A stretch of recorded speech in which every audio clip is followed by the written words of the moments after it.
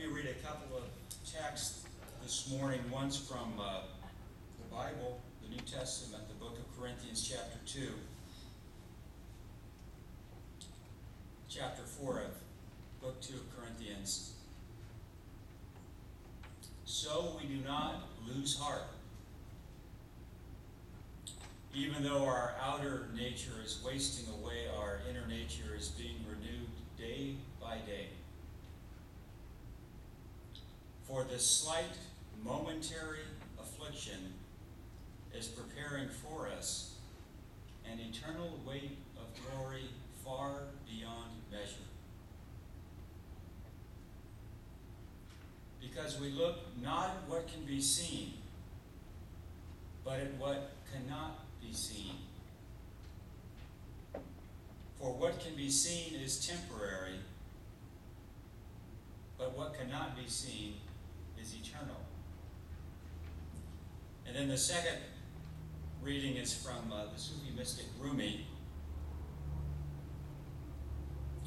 Replace, Lord God, my eyes with your eyes so that I can see beyond and beneath the tiny world I have made for myself. Show me your face rather than just a mirror of my own. Now, we're doing things a little differently today, so I thought I'd follow suit here, and I would actually like to ask for a volunteer, somebody to come up here for a second and see if they can see something that at first glance you might not be able to see. It's a 3D picture. They've been around for a while. Actually, I think in the 80s, a couple of books of these were on the New York Times bestseller list for a couple of years, but they kind of disappeared. But I'd like to ask for somebody to come up, maybe somebody that's had a little experience with these. Anyone ever seen one of these before? Nobody? You want to try it, Mimi? Okay, she's not a plant. There are two of them up here, and I'll just give you a little bit of a hint on this one, and it's appropriate since today's a big golf day, but that one has to do with golf, and that one has to do with sailing. So the idea is there are these, and actually Jimmy will take this board down to the fellowship hall when we're done, and you can try it yourself. Within these prints are hidden pictures, three-dimensional, and they're quite fascinating and quite beautiful. But there's kind of a trick to seeing them. If you just stand up here and look at them, you can't see anything but kind of a mishmash of images. So Mimi is working on it. Is it coming in for you? Okay. One of the little tricks is you start fairly close, like maybe a foot or 18 inches away, and you kind of stare at this with kind of a blank stare, almost as if you're trying to look through the picture. You got that one? Oh, don't tell us what it is. It's neat, isn't it? Yeah, you kind of look through it, and then when you master the gaze, then this image within the picture will start to emerge. It literally starts to emerge, and then you can get inside of that picture and look at it and explore it and kind of play around with it. I can see this, but I haven't a clue what it is. Okay, well, you're not a golfer. Oh, I see it now. Oops. So you got it. Oh, good for you. She got both of them. All right, thank you. The secret is if you're very nearsighted, it's much easier.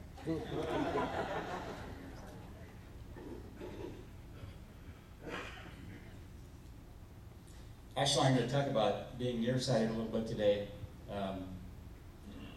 because there is another reality. There really is. There's another perspective on reality which we often miss. And maybe this little three-dimensional thing helps us to have some idea of how to get into it. But Paul said, focus on the things which cannot be seen. Focus on the things which cannot be seen. That's another way of saying focus on the invisible. It sounds kind of odd, doesn't it? Focus on the invisible. Do you know that actually that we all have not only two eyes, but three eyes with which to see? Did you know that? Some of you know that. You know about the other eye. It's called the third eye. The third eye is right there. And the third eye, it's really kind of a metaphysical, esoteric concept. And we understand about it from both Eastern and Western spiritual traditions and other disciplines, everything from yoga to Tai Chi to even Western spirituality. The third eye. The third eye. The third eye is kind of a gateway to a deep inner knowledge and understanding and even enlightenment in some traditions. So now the third eye, as Paul described it in chapter 2 of Ephesians, was called the eye of the heart, an avenue to access a deeper reality, a deeper perspective on reality.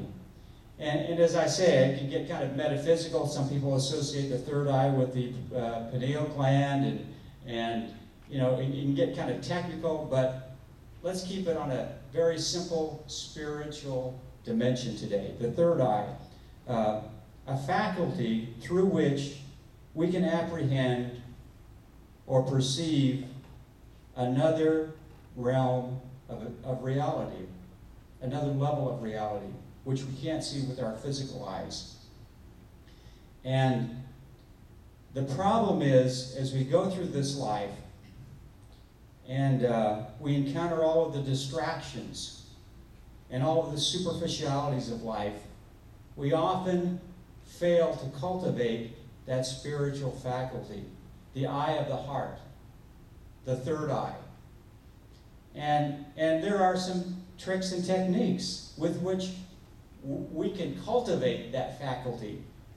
In the same way that Mimi accessed the hidden pictures up here, you know, you start in close and kind of stare through the picture with that blank gaze and so forth.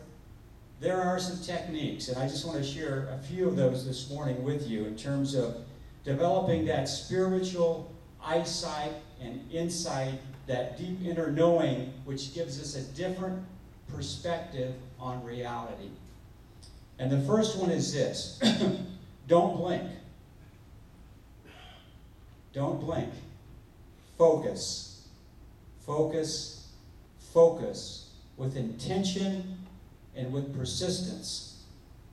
Now, as I say, in the life we live, it's so filled with distractions that there are many things that can cause us to blink. And there is a discipline, I guess I would say, that leads us into a consistent cultivation. But it's something we have to practice and something we have to make a priority of. Connie and I will be gone for a few weeks. We're going to Colorado. We're going back out to the Hermitage that we were at last year, actually, not a Hermitage. So you'll have Mimi will be giving her annual sermon here, and Reverend Dan will be giving a couple of sermons.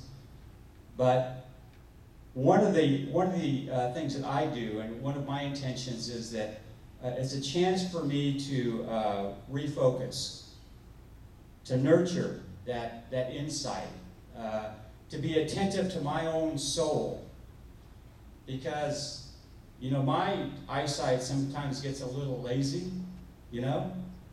And I think last week I was talking about the fact that when I turned 40, I needed reading glasses. Well, I think as we go through life, and life kind of grinds us down and kind of distracts us into all different kinds of directions, sometimes we develop a kind of a spiritual nearsightedness. And we really can't see the forest for the trees, the bigger picture, the eternal perspective on things. Sometimes all we can see is what's right in front of our face.